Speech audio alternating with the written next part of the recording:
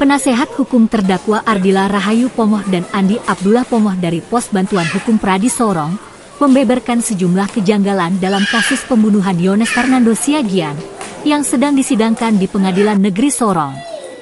Usai membacakan nota pembelaan atau pledoi dalam sidang di Pengadilan Negeri Sorong di Jalan Jenderal Sudirman, Kota Sorong, Senin, 10 Juli 2023, kuasa hukum kedua terdakwa yang diketuai Romi Habari menerangkan isi nota pembelaan setebal 200 halaman yang intinya menyebutkan ada kejanggalan, di antaranya semua saksi yang dihadirkan dalam persidangan, tidak ada satupun yang melihat langsung kejadian pembunuhan pada 29 Agustus 2018 dini hari.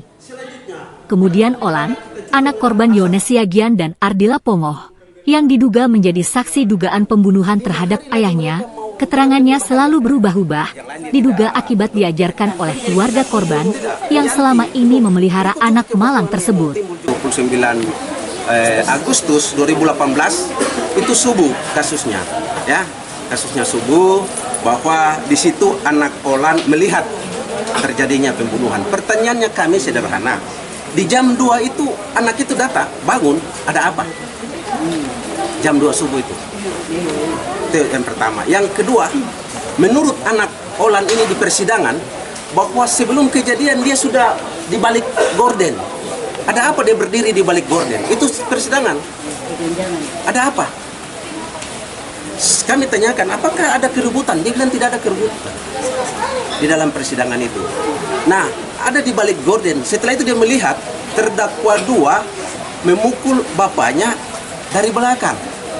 Dan 3 orang yang lain itu memegang tangan dan kaki dan tangan.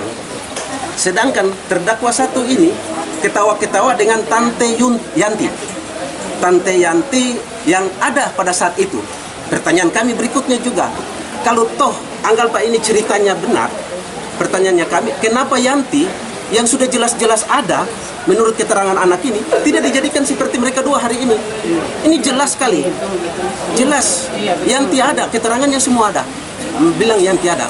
Sedangkan faktanya Yanti ini datang sama-sama bersama Mama Haji, Tete Haji dengan Yanti setelah ditelepon oleh terdakwa 1. Jadi sangat seperti tadi kami sudah bacakan, ini ada suatu cerita yang ditimbulkan oleh faktor eksternalnya yang oleh anak. Anak ini, kesimpulan kami, anak ini hanya tahu sampai dengan jam 21 atau jam 9 malam setelah mamanya ini meniduri. Itu yang dia tahu. Sedangkan dari kejadian kejadian yang jam 1, jam 2 itu dia sudah tidak tahu, dia sudah dalam keadaan tidur.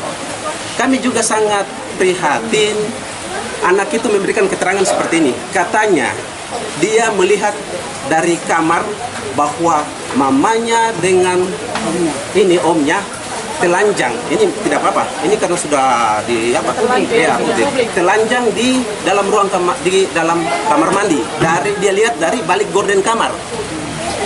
Kami sampaikan bahwa kamar di rumah terdakwa itu sejajar 2 kamar. Belakangnya itu kamar mandi itu agak masuk. Itu masuk kamar mandi itu 1 meter 20 cm. Kami sudah ukur. Bagaimana mungkin anak di dalam kamar di balik gorden bisa melihat mama dan omnya itu berada di dalam kamar mandi dalam keadaan telanjang? Ini dena rumah yang disampaikan oleh jaksa. Di dalam dakwaan ada dena rumah. Jelas itu dena rumah. Kamar mandi di mana, kamar di mana. Jadi kalau bilang anak itu melihat dari kamar, ini suatu kebohongan lagi. Pada tanggal 16 September itu dibawa kekuasaan keluarga sampai sekarang. Bukan kalau anak itu dibawa kekuasaan dia terus diperiksa, terus dia menceritakan tentang yang terjadi, kami memahami itu. Ini anak ini kekuasaannya mereka. Maka itulah kenapa mereka tidak hadirkan saksi ahli Resa Indragiri. Karena itu bagus keterangannya. Kenapa mereka tidak hadirkan saksi yang langsung mengotopsi? Kok ini mereka hadirkan saksi yang dengar membaca hasil otopsi? Seharusnya mereka hadirkan saksi yang melakukan otopsi. Itu tidak dihadirkan, dia hanya baca.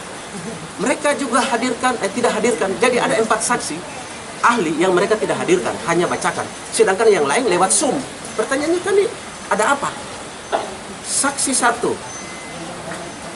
yang menyatakan begini, itu ahlinya, ahli kejiwaan, dia bilang cerita Olan ini BP, cerita Olan ini berubah-ubah dan kadang tidak masuk akal. Ini ahli, itu mereka tidak hadirkan untuk kami menanyakan yang maksud ahli itu seperti apa. Itu mereka tidak hadirkan.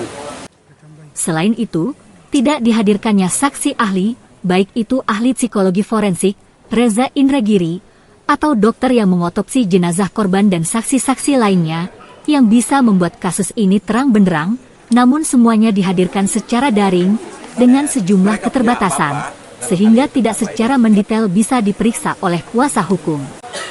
Silahkan komen, like dan subscribe kanal Papua Barat Daya.